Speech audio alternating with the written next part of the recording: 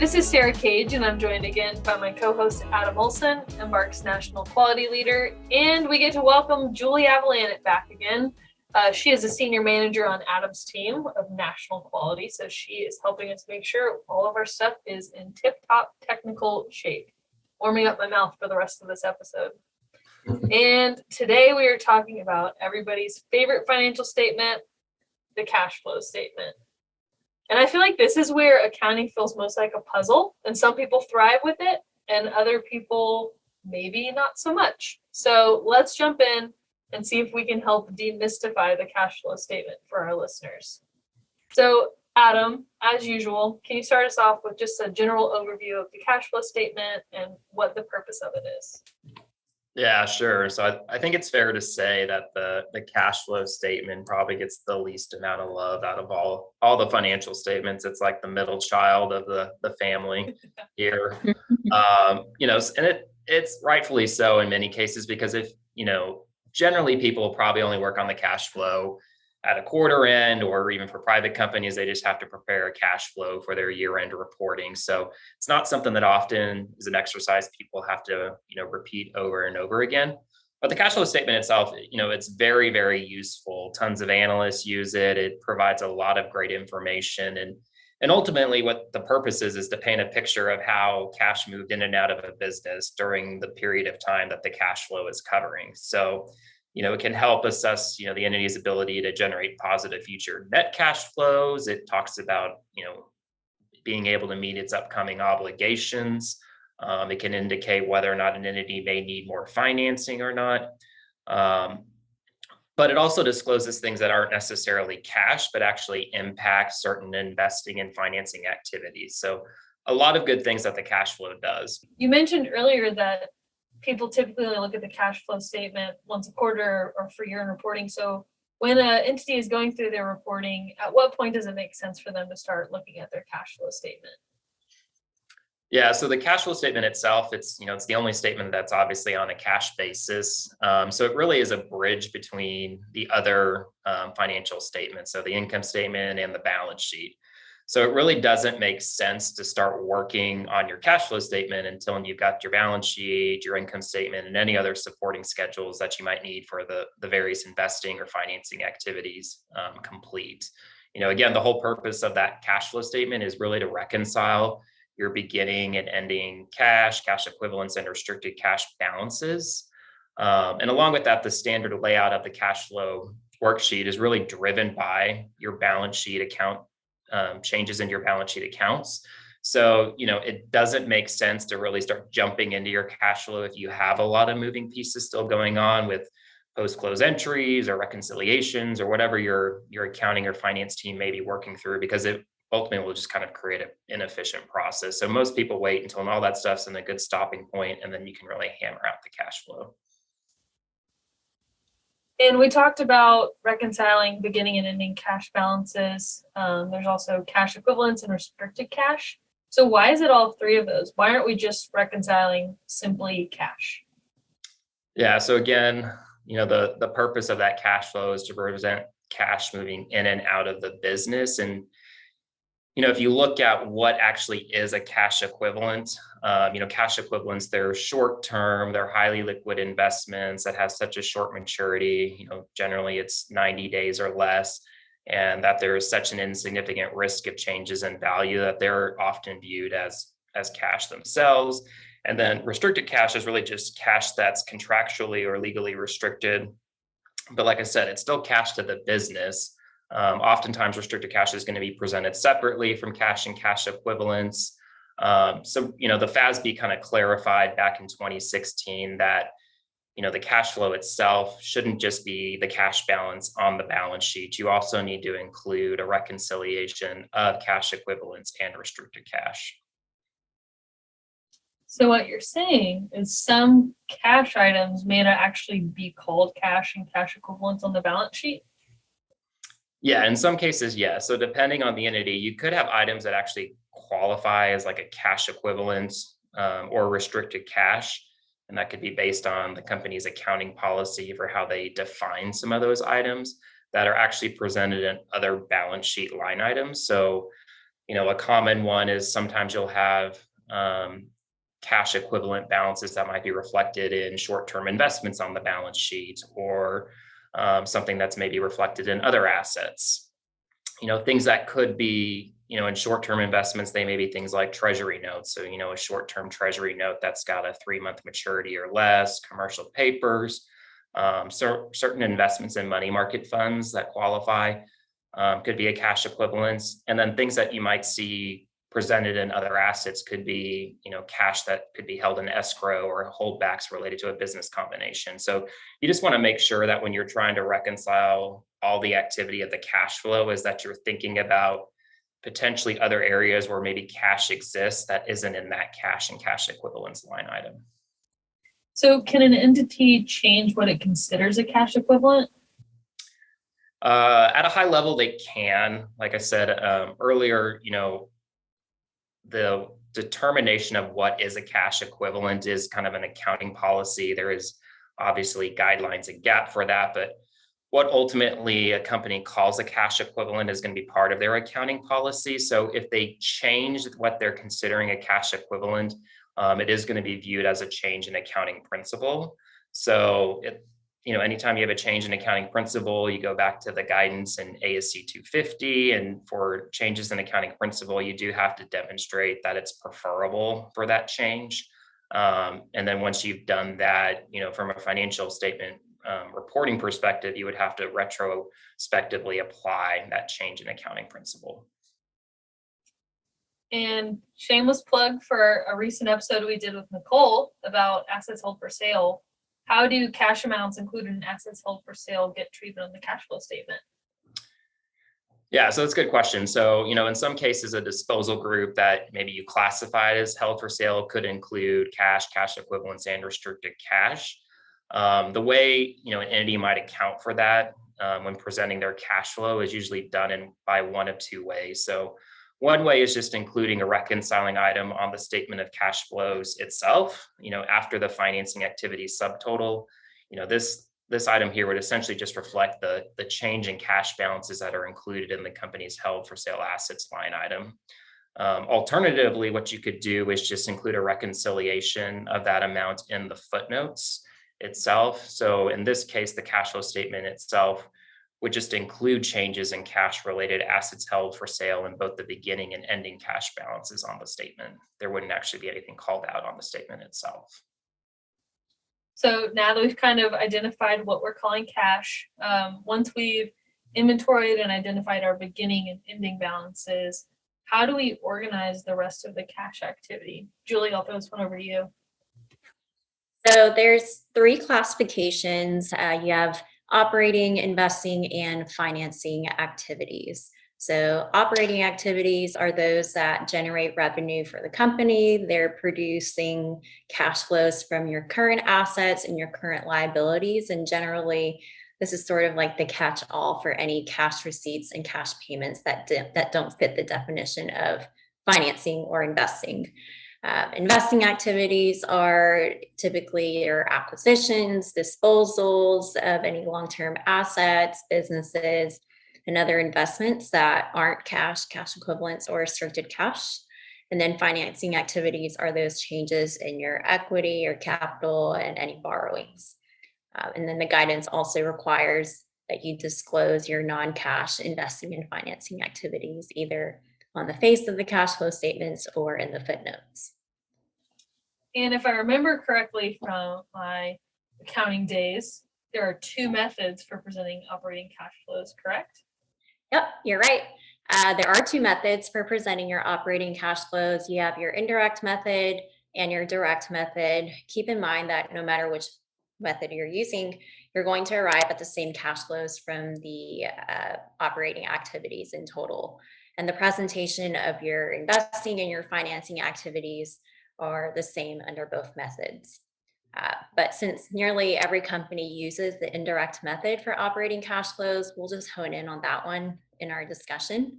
So with the indirect method, you begin with your net income or loss as reported on your income statement, and then you apply adjustments with the ultimate goal of reconciling that net income or loss to net cash from operating activities. So those adjustments would include deducting your non-cash gains, adding back any non-cash losses or expenses, as well as adjustments for, the fancy way to say it is the effects of all the deferrals of your past operating cash receipts and payments. But most commonly, you'll see this on your cash flow statement as the changes in operating assets and liabilities. So the general rule of thumb is to present your operating assets and your operating liabilities separately, and of course, breaking out any material components that you have in there. And also under the indirect method, any amounts that you pay for interest or income taxes during the period would then be disclosed. And, those three buckets, we know what they are, but what if a company doesn't know how to classify their cash flows? What should they do? Well, first, know that you're not alone. The guidance in ASC 230 is pretty principles based, and it doesn't provide much detail on how to classify cash flows. And so this has led to a lot of diversity in practice and causes challenges for many financial statement preparers, and oftentimes comments from the SEC. So much so that the FASB released an ASU back in 2016. That was ASU 2016-15. And they released that to help clarify how to classify certain cash activity, especially in those areas where there was a lot of diversity in practice. So in general, the FASB says that if specific guidance doesn't exist, then the nature of the underlying cash flow should determine how to classify the cash receipt or the cash payment. And if there's more than one class of cash flows, then you should separate them by each identifiable source or use of the cash. However, if you can't separate it by source or use, then you would make your final determination of the classification based on the activity that is likely to be the predominant source or use of the cash flows for the item. So it's often best practice for an entity to disclose their accounting policy and the related judgments and how they classify their cash flows in circumstances like those. And is there a set order or an order that's helpful to evaluate cash flow classification? Yeah, so most companies will start by looking to see if their cash flows qualify as an investing activity, and if not, they'll move on to financing, and then they'll end up with dumping it into operating activities. So this ultimately ends up with the principle-based cash flow guidance and having a bias towards presenting cash flows as operating. Makes sense. And what about presentation of cash flow activity? Should they be netted against, nope. And what about presentation of cash flow activity? Can they be netted or should they be presented as gross? So generally, when you see the gross amounts of any cash inflows and cash outflows, it'll tell you a lot. Dang it. I'll start over also.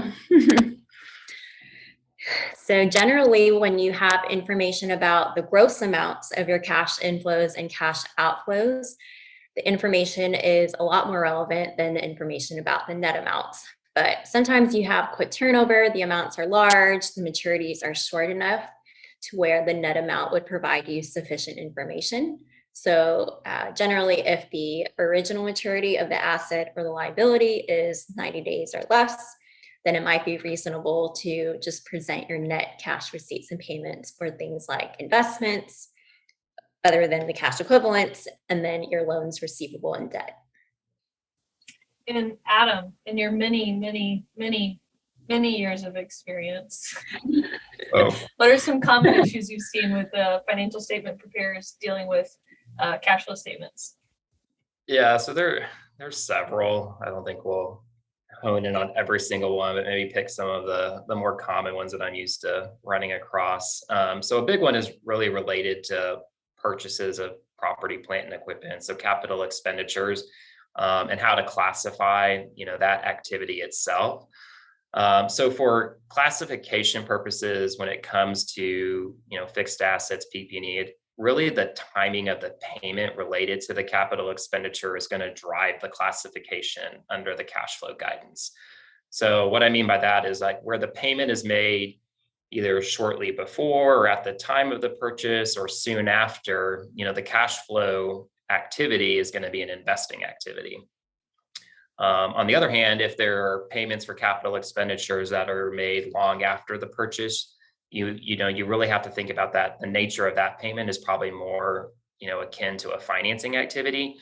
And in circumstances, if you're making multiple payments on a fixed asset purchase, you could have some payments that are investing activities and some that are financing activities, just based on that principle there.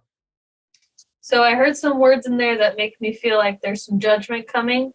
So what do you mean when you say a capital expenditure payment that was soon after versus long after? Yeah, so a general guideline that we kind of use here, and what I see used in practice, is that payments that are made within 90 days of purchase would be considered an investing activity. And then any payments that are made after 90 days related to the purchase are viewed as a financing activity. And 90 days is really kind of, it's not a hard set number, but it really kind of aligns with other guidance related to cash and cash flows. So if you think about a cash equivalent, there's a 90-day metric there. So this is what people generally kind of default to when they're trying to view whether a cash flow payment or fixed assets is going to be investing or financing. And you also mentioned that determining the actual cash activity for purchases of PPE can be complex. So how should our listeners think about determining this amount? So when you're trying to figure out your capital expenditure purchases, you generally are going to start with the additions to PP&E at cost. And normally that'll just come from your standard fixed asset roll forward. From there, we see preparers make an adjustment for the additions to PP&E for those that are still sitting in accounts payable because they aren't a cash flow item, or other accrued balances if they're not in AP at the end of the period. Because like I said, these actually haven't been paid with cash, so they really shouldn't be reflected within any of the activities on the cash flow yet.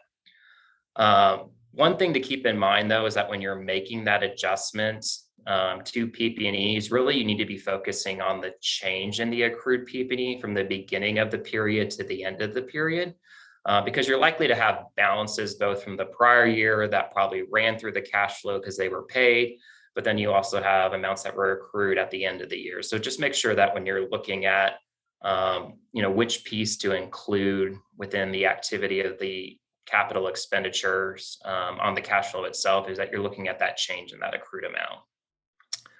You also need to think about that if there is anything that's left over as being accrued at the end of the period, that there is a non-cash investing activity disclosure for fixed asset purchases that are sitting either in AP or accrued liabilities or wherever you've stuck them. One last thing to think about is that if you might have to make some adjustments that could also impact the true cash out for capital expenditures. And this could relate to, things like transfers between, CIP accounts to your fixed asset accounts. And any of these non-cash adjustments, again, are also going to be included as a supplemental disclosure. And then are there any other problem children related to cash flows? Yeah, one other thing that comes to mind that I see from time to time is when, entities will have a financial institution or some other like third party that more or less kind of acts like an agent for the company. And what they do is they essentially transfer cash on behalf of the reporting entity. So an example here that might help illustrate this is like, let's say a company, purchases, a bunch of assets and they finance them through a bank. So when the transaction closes, the bank itself is, decides that on, direction from the company that they're just going to wire cash directly to the seller instead of wiring cash to the company and the company then wiring cash to the seller. And so the cash from the financing doesn't actually ever get deposited into the company's bank accounts, since it's paid directly from the bank to the seller. So there's often a question here about whether this transaction should be reported in the reporting entity's cash flow activities, or if it should be a non-cash disclosure. And you'll often hear people refer to the concept of constructive receipts and disbursements and evaluating that. And so when you have instances like this where things are, cash flows are almost kind of like bypassing the company, but they're done so for like purposes of convenience. So obviously in this case, it's just to take a step out of something that would ultimately happen anyways.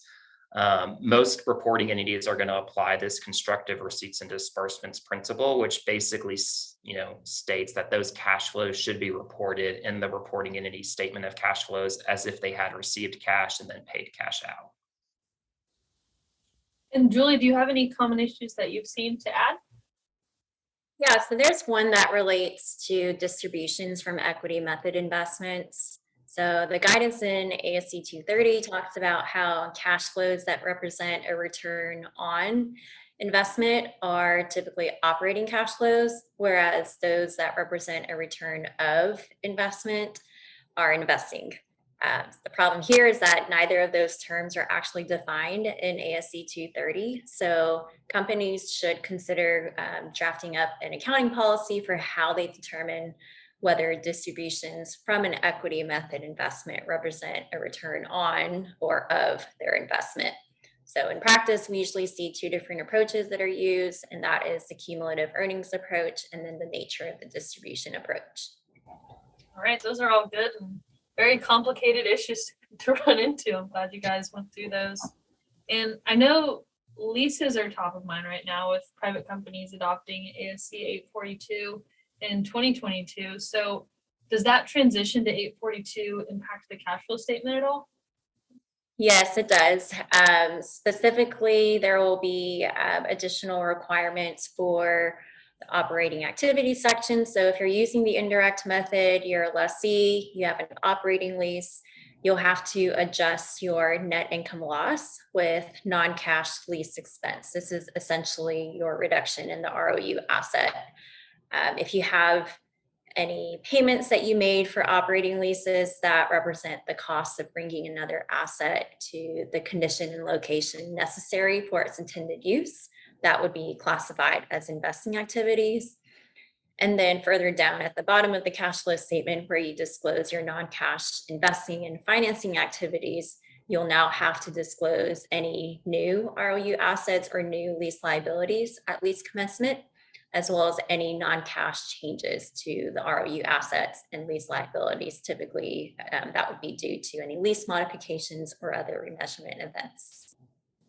And so we've kind of touched on this a little bit already with the non-cash items and supplemental disclosures, but just for clarity's sake, how do you know when you need to disclose a non-cash investing or financing activity? Yeah, so the high level answer is if you have any non-cash increases or decreases to your balance sheet accounts related to your long-term assets, acquisitions, debt, or equity, you'll probably need to disclose it. Some examples would be, did you declare any dividends but not pay it out yet? Do you have any issuance of warrants, cashless exercise of warrants or stock options? Do you have any non-cash impacts to equity upon conversion of convertible debt? Have you exchanged any non-cash assets or liabilities for another non-cash asset or liability? Did you acquire the business through issuance of any non-cash consideration? So there's quite a lot out there, but a general rule of thumb is if you have an increase or decrease that was non-cash, then you'll probably have to disclose that. Right. And what about when it comes to being multinational organizations? How does foreign currency impact preparing the cash flow statement? Yeah, so that can get a little tricky. When a reporting entity has operations with functional currencies that are foreign currencies, you want to prepare a separate statement of cash flows for each distinct operation or each distinct entity, a subsidiary, however you want to call it. You would prepare a separate statement of cash flows using its functional currency. So after that's done, you would then translate each standalone cash flow statement into the reporting currency of the reporting entity. And you'll probably use a combination of different exchange rates depending on the cash flow activity. And after they've all been translated, you would then consolidate them and then calculate your effective exchange rate on your cash and cash equivalents. And this is most commonly called translation gain or loss. And this is not to be confused with the effects of transaction gains and losses. Translation gains and losses are recognized in your OCI, and they're not included in the cash flows from operating, investing, or financing activities. And since they don't actually result in cash flows themselves, you would create a separate line item for this effective exchange rates. And typically this goes right after your net cash from financing activities. And that amount would then go into the sum of your net change of all your cash flows. So is the effective exchange rate simply a plug to reconcile the beginning and ending balances of cash? No, unfortunately, it's not a plug. That would make life so much simpler. But that's a common misconception. There is a formula that can be used to calculate the correct amount. The guidance does provide a detailed example of how you would determine that. So I would definitely refer to the guidance there. So as we wrap up our discussion here, Adam, are there any differences for how the cash flow statement is presented for interim periods? Yeah, so there can be. So it's kind of similar to other interim financial information if you prepare interim statements. That being said, like the statement of cash flows could also be presented on a condensed basis. So for example, an entity's interim statement of cash flows, it may start with just a single amount of net cash flows from operating activities. And then the cash flow itself will just show changes in investing and financing activities individually if they exceed 10% of the average net cash flows from operating activities for the most recent 3 years. So all that being said is like a lot of times, an entity could have a very truncated cash flow that's really only highlighting significant, investing and financing activities that occurred, and otherwise everything else is at a very summary level. I do say in practice, a lot of times people still will present a full cash flow because it may just be more meaningful to their users or to investors. And so they still, continue to provide a full cash flow statement. One thing to keep in mind is if you do a condensed cash flow, because you do present condensed financial statements in your interim reporting, if you had any like combined captions that you combined in one period that weren't combined in a previous period, you essentially should retroactively reclassify any amounts in those prior periods so that they conform to whatever captions are going to be presented in your current interim period. Makes sense. And what periods does a reporting entity use when preparing its cash flow statement?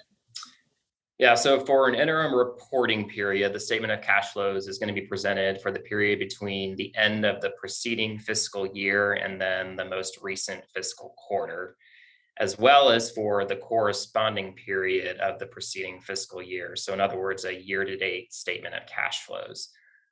Some entities can also choose to present a cumulative 12-month ended cash flow statement during the most recent fiscal quarter and the corresponding preceding period cumulative 12-month cash flow, if that again is also more meaningful to the users of their financial statements. Okay, and do the interim periods require disclosures of those supplemental or non-cash activities we talked about earlier? Yeah, so the disclosure of the change in your non-cash items, or we talked about when you do the indirect method, you have to in your annual cash flow you have to present the amount of cash, interest, and income taxes paid. That's not necessarily required in the interim financial statements. Many entities will still provide that information, especially if it's significant. They'll include the non-cash activities. Usually the cash interest paid and income taxes paid may not be as significant, so maybe they omit that one. But again, just thinking about what's useful to the users of the financial statements. But when you're trying to maybe gauge whether or not a non-cash activity, again, is significant in terms of presenting it separately, it really comes down to, again, you looking at whether that non-cash activity exceeds 10% of that 3-year average of the net cash flows from operating activities. That's kind of the barometer you use to measure that significance. All right. Well, this was so helpful, and I think this is probably a good place to land the plane. Hopefully we've shown a little extra love to our redheaded stepchild of the financial statements, and people feel a little warmer in their hearts towards the statement of cash flows. Thank you, Adam and Julie, for joining me for another conversation, and thank you, listeners, for following along on another episode of Accounting Matters.